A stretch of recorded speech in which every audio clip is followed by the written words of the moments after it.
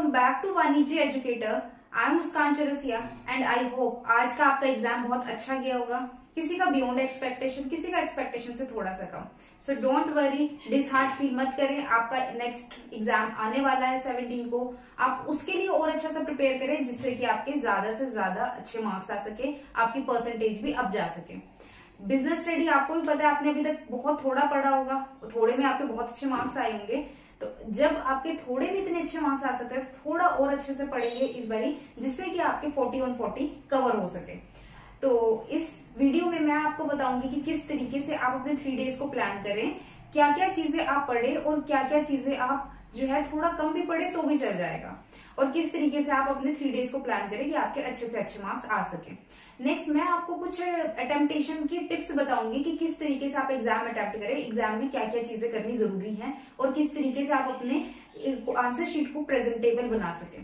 तो बिना time waste करे हम सबसे पहले डिस्कस करते हैं कि हमारा सिलेबस क्या है, क्या क्या चीजें इंपॉर्टेंट है, किस तरीके से आप अपने सिलेबस को कवर करें और आगे क्या क्या एडवांस मटेरियल आप पढ़ें जिससे कि आपको बेनिफिट मिले।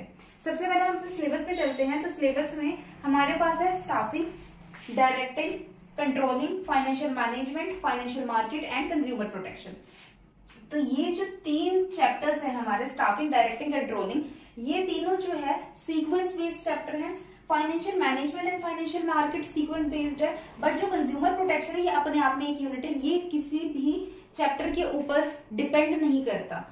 तो आज जैसे कि आज आपके पास, आज के दिन को भी आप वेस्ट मत करें। आज 13 है, आप 13 को भी यूटिलाइज करें। आप चाहे तो आज के दिन आप अपना कंज्यूमर प्रोटेक्शन को कवर कर सकते हैं। कंज्यूमर प्रोटेक्शन को कवर करने से बेनिफिट क्या होगा, एक तो आज ऑलरेडी मुझे पता है आप लोग थोड़े थके हुए होंगे, आपका मन नहीं करेगा पढ़ने का, लेकिन कंज्यूमर प्रोटेक्शन इन यूनिट्स से कंपैरेटिवली काफी छोटा चैप्टर है, तो आप इस चैप्टर को कवर कर सकते हैं। नेक्स्ट आपका जो 14 और 15 जो है आपका, आप चाहो तो स्टाफिंग, डायरेक्टिंग, कंट्रोलिंग कवर करें, चाहे आप फाइनेंशियल मैनेजमेंट एंड मार्केट करें। मैं आपको रिकमेंड करूंगी कि आप जो भी यूनिट उठाएं, ये एक यूनिट, ये एक मतलब कि ये जितने भी चैप्टर्स है ये एक यूनिट का पार्ट है, ये दोनों चैप्टर्स एक यूनिट का पार्ट है, ये अपने आप में एक यूनिट है। तो जो भी आप अपनी यूनिट उठाएं तो उस यूनिट को कंप्लीट किए बिना दूसरी यूनिट में मत जाएं। जैसे कि आपने फाइनेंशियल मैनेजमेंट कर लिया फिर आप स्टाफिंग कर रहे हैं, नहीं, वो गलत हो जाएगा, क्योंकि आपके पास जितने भी क्वेश्चंस आएंगे वो ज्यादा से ज्यादा केस बेस्ड क्वेश्चन होंगे, आपको डायरेक्ट क्वेश्चन बहुत कम मिलेगा। तो अगर आप इन तीनों की सीक्वेंस को तोड़ के बीच का एक भी चैप्टर कर लेते हो और दूसरे को नहीं करते हो या दूसरे को बाद में करते हो, तो कहीं ना कहीं आपकी अंडरस्टैंडिंग जो है ना वो थोड़ी सी मैच नहीं कर पाएगी। और जो भी आप चैप्टर पढ़े वो थोरोली पढ़े। थोरोली पढ़ के क्या होगा, आपकी अंडरस्टैंडेबिलिटी जो होगी ना वो बहुत अच्छी हो जाएगी। अंडरस्टैंडेबिलिटी बहुत अच्छी होने से क्या रहेगा कि आप जितने भी आपके पास केस बेस्ड क्वेश्चन आए वो केस बेस्ड क्वेश्चन इजीली निकल जाएंगे। आपको केस बेस्ड क्वेश्चन ये तो नहीं पता होगा कि किस तरीके से कहां से आएंगे, तो आपको अगर आपने टॉपिक को थोरोली रीड किया होगा तो आपके अच्छे से हो जाएंगे। और कोई भी टॉपिक को छोड़ने की जरूरत नहीं है, जैसे कि आपने फीचर्स सोचे कि फीचर्स के ऊपर ऊपर के पॉइंट पढ़ लिए, एक्सप्लेनेशन छोड़ दो, हो जाएगा, नहीं। कई बार क्या होता है, जो उसके अंदर की एक्सप्लेनेशन होती है ना, उस एक्सप्लेनेशन के बेस पे केस बेस्ड क्वेश्चन आ जाता है, जो कि हमारे को समटाइम्स नहीं पता चलता। और अगर आप इसके सीक्वेंस को तोड़ोगे ना, स्टाफिंग के बाद सीधा कंट्रोलिंग कर लिया, डायरेक्टिंग बाद में किया, तो आपको एक चीज और बताऊं, जो केस बेस्ड क्वेश्चन होते हैं ना वो 2 अलग अलग चैप्टर्स को मिक्स करके भी आ जाते हैं। तो अगर आपने सीक्वेंस से पढ़ा होगा ना तो आपको एकदम समझ में आ जाएगा कि कौन से पॉइंट को ये लोग हाईलाइट कर रहे हैं। तो ये तो था कि आप सिलेबस को किस तरीके से अरेंज करें, किस तरीके से पढ़ें, और सिलेबस में जो भी टॉपिक है वो थोरोली पढ़ें। एक चीज मैं आपको एक छोटी सी टिप देती हूँ कि अगर आप में से बहुत से ऐसे स्टूडेंट्स होंगे जिन्होंने बहुत अच्छे से पहले पढ़ा होगा, तो जिनके लिए ये सारे के सारे चैप्टर्स को फिर से थोरोली रीड करने में ज्यादा टाइम नहीं लगेगा। लेकिन आप में से कुछ ऐसे भी होंगे जिन्होंने अभी पढ़ना स्टार्ट करना होगा कि अब हम स्टार्ट करते हैं, अब थोड़ा अच्छे से पढ़ लेंगे तो मार्क्स अच्छे आ जाएंगे। तो उन लोगों के लिए एक स्पेशल रिलीफ मैं दे रही हूँ। रिलीफ मैं कह रही हूँ कि वो रिलीफ है आपके लिए। आप सारे के सारे चैप्टर, आप लोगों की थिंकिंग होगी सारे चैप्टर्स को ऊपर ऊपर से पढ़ लें, नहीं, वो बहुत गलत है, क्योंकि आपको केस बेस्ड क्वेश्चन सॉल्व करने हैं। तो केस बेस्ड क्वेश्चन में ऊपर ऊपर से पढ़ के आपके केस बेस्ड क्वेश्चन सॉल्व नहीं होंगे। आप चाहो तो आपके पास 6 चैप्टर है ना, 6 में से आप कोई 5 कर लो, कोई 5 आप चैप्टर अच्छे से कर लो, क्योंकि थोड़ी बहुत ही तो आपको जो ऑप्शन है वो भी मिल जाएगा। तो कम से कम आप 5 यूनिट करो, तो 5 की 5 फुल फ्लैज करो। फुल फ्लेज करने से क्या हो जाएगा कि आपको कोई भी क्वेश्चन आए, कहीं से भी आए, किसी भी तरीके से आप वो अटेम्प्ट कर लोगे। लेकिन आप ओवरव्यू अगर करते हो ना, अगर आप ओवरव्यू की तरफ जाते हो तो क्या होगा, ओवरव्यू आपको कहीं पे भी नहीं लेके जाएगा, आपको वो एडवांस लेवल तक पहुंचा ही नहीं सकता, एडवांस लेवल तक आप पहुंच ही नहीं सकते। अगर आप फोकस करोगे सिर्फ 5 मैंने यूनिट करनी है, उसको अच्छे से करना है, तो आप अपना केस बेस्ड क्वेश्चन जो होगा ना, वो बहुत अच्छे से क्वेश्चन सब अपने कंप्लीट कर लोगे। तो ये तो था हमारा सिलेबस। सिलेबस में हर टॉपिक इंपॉर्टेंट है। प्रोसेसेस आप किसी की भी मत छोड़ना, प्रोसेसेस को अच्छे से याद कर लेना। प्रोसेसेस, मेथड्स हो गए, साथ में आपके और भी बहुत सारे इंपॉर्टेंट मेथड्स के साथ आपके स्टेप्स हैं कहीं, जैसे कि किस तरीके से आप किस स्टेप के थ्रू आप पास होगे तो जाके आप यहाँ पे जाएंगे, यहाँ पे पहुंचेंगे। इस तरीके से बहुत सारे अलग अलग टॉपिक्स हैं। ये जो इंपॉर्टेंट टॉपिक्स हैं मैं अपनी नेक्स्ट वीडियो में लेके आऊंगी कि आप कौन कौन से इंपॉर्टेंट टॉपिक्स करें ही करें। तो वो हम अपने कल, आपकी वो वाली वीडियो आ जाएगी इंपॉर्टेंट टॉपिक्स की, तो इंपॉर्टेंट टॉपिक्स में कल बताती हूँ।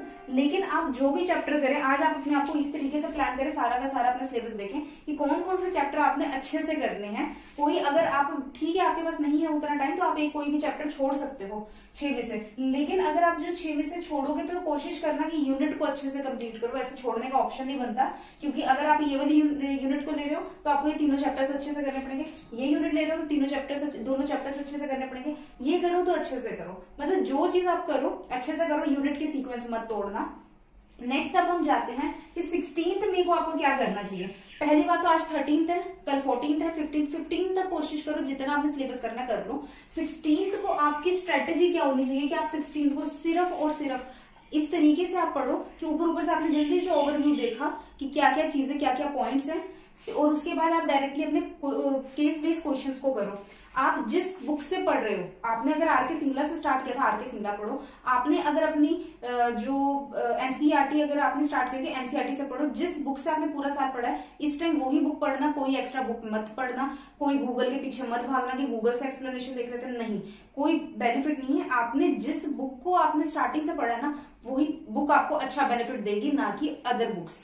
तो सबसे पहले cbsesamplepaper.com में एक वेबसाइट है, आप गूगल करोगे ना, गूगल पे आपको सबसे ऊपर मिल जाएंगे। आपके आरके सिंगला की बुक के साथ एक बुक मिली हुई आपको जिसमें केस बेस्ड क्वेश्चन है। आपने ऑलरेडी पहले से पढ़े हुए, उस केस बेस्ड क्वेश्चन को एक बार पढ़ लेना, बट वो रेलेवेंट नहीं है उतने ज्यादा, थोड़ा सा आपको एक्स्ट्रा मटेरियल पढ़ना चाहिए। आई मस्ट से कि आप बोर्ड एग्जाम अटेम्प्ट कर रहे हो तो आप सीबीएसई सैंपल पेपर, क्योंकि इसमें जो है पिछले साल के PYQs यानी कि प्रीवियस ईयर क्वेश्चन पेपर के जो क्वेश्चंस हैं वो इसमें दे रखे हैं। आप एक बार पढ़ें अपने सिलेबस के हिसाब से, उसमें सारे के सारा पूरा सिलेबस दे रखा होगा, उसके बेस पे है। पर आपके जो चैप्टर्स जो आपके सिलेबस में, आप उसके क्वेश्चन देखें, आपको पता चलेगा कि क्वेश्चन किस तरीके से आता है केस बेस। नेक्स्ट है आपकी सीबीएसई ट्यूट्स, एक वेबसाइट है, एक है एडुरिव। इन दोनों में जो है आपके करंट ईयर के जो क्वेश्चंस बने हैं सीबीएसई के, जो मतलब केस बेस्ड क्वेश्चंस है, वो बता रखे हैं। आप इन दोनों में से कोई भी एक साइड को लेकर उसके कम से कम नहीं तो 15 से 20 क्वेश्चंस जो है ना, आप एक बार पढ़ लेना, जिससे कि आपको एक बेसिक अंडरस्टैंडिंग हो जाएगी केस बेस्ड क्वेश्चंस होते कैसे हैं या किस तरीके से अटेम्प्ट किए जाते हैं। एंड द लास्ट वन, ये आपका इवनिंग का होना चाहिए कि आप इवनिंग में और कुछ ना करके, यानी कि शाम के 5 या 6 बजे जब आप फ्री हों, सारा का सारा पढ़ने के बाद 16 तारीख को आप कम से कम 6 बजे बैठ के सैंपल पेपर सोल्व करें। ये सीबीएसई की वेबसाइट पर है। सीबीएसई की वेबसाइट पर एकेडमिक के ऑप्शन पे जाओगे, आप एकेडमिक वाला ऑप्शन क्लिक करोगे तो वहां पे जाके आपको एक पूरा का पूरा इंटरफेस मिलेगा। इंटरफेस पे ऊपर एक ब्रॉड सा एक कॉलम है, बहुत सारे उसमें अलग अलग ऑप्शंस है, उसमें आप जाना, ऑप्शंस में सीबीएसई के सैंपल पेपर में, और 2021-22 का आप खोलना, प्लस टू वाले पे जाना, और उसके बाद आप बिजनेस स्टडी का सैंपल पेपर खोलोगे। सैंपल पेपर दो होंगे वहां पे, एक टर्म 1 का, एक टर्म 2 का। टर्म 2 वाला आप देखना, टर्म 2 वाला जो सैंपल पेपर है आप अटेम्प्ट करना मतलब कि आप अपने नोटबुक को उठाना, और जो क्वेश्चंस है, आई थिंक उसमें 12-13 क्वेश्चंस है, आप वो 13 क्वेश्चंस को हाथ से लिख के दे रखना। ऊपर उसमें बताया हुआ है कितनी वर्ड लिमिट्स हैं, उसके साथ ही आपको आंसर की भी प्रोवाइड की गई है। आप चेक करना कि आपने कितना अटेम्प्ट ठीक किया, कितना गलत किया। साथ में वहां पे मार्किंग स्कीम भी बताई गई है, मार्किंग स्कीम को भी नोटिस करना, क्योंकि मार्किंग स्कीम मस्ट है। वहां पे स्पेशली बताया गया कि पॉइंट के मार्क्स, अगर आप सिर्फ पॉइंट लिखते हो ना तो उसके मार्क्स हाफ है, अगर आप एक्सप्लेनेशन लिखते हो तो उसके मार्क्स 1 है। कोई भी क्वेश्चन ऐसा आ जाए कि 3 पॉइंट्स लिखो या 4 पॉइंट्स लिखो, आप कोशिश करो, अगर 3 पॉइंट्स बोले आप 4 लिख दो, एक गलत भी हो जाता है, आप अपने बैकअप के लिए एक एक्स्ट्रा लिख दो। ये नहीं कि आप 2-3 एक्स्ट्रा लिख रहे हो। 2-3 एक्स्ट्रा लिखने से क्या होगा कि आपका टाइम वेस्ट होगा। तो टाइम वेस्ट मत करें, कटिंग्स मत करें एग्जाम में। आपकी प्रेजेंटेशन बहुत इंपॉर्टेंट होती है एग्जाम में, प्रेजेंटेशन पे काम करें, अच्छी से अच्छी प्रेजेंटेशन करें। ये नहीं प्रेजेंटेशन का मतलब कि आप 4 पेन लेके हाईलाइटिंग करने शुरू कर दियो।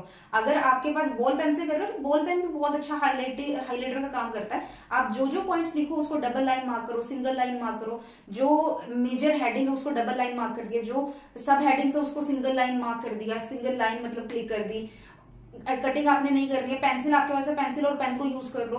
बीच में प्रॉपर डिफरेंस देना, एक एक लाइन छोड़ के कुछ, जैसे कि अगर आपको नेक्स्ट टॉपिक पे जा रहे हो लाइन छोड़ दो। नेक्स्ट टॉपिक मतलब आपके जब टॉपिक्स अलग अलग हो रहे हैं ना, तो वो अलग से लिखे कि हाँ ये कुछ अलग बताया, ये कुछ अलग बताया। सामने वाले को प्रेजेंटेबल दिखे आपकी आंसर शीट, ऐसा नहीं कि आप बस लिखे जा रहे हो। हैंडराइटिंग मैटर नहीं करती, आप हैंडराइटिंग के ऊपर वर्क मत करना। जो लिख रहे हो ठीक से लिखना, ऐसा लिखना कि वो सामने वाले को पढ़ के समझ में आए। आप हैंडराइटिंग वो सजाना मत शुरू कर देना।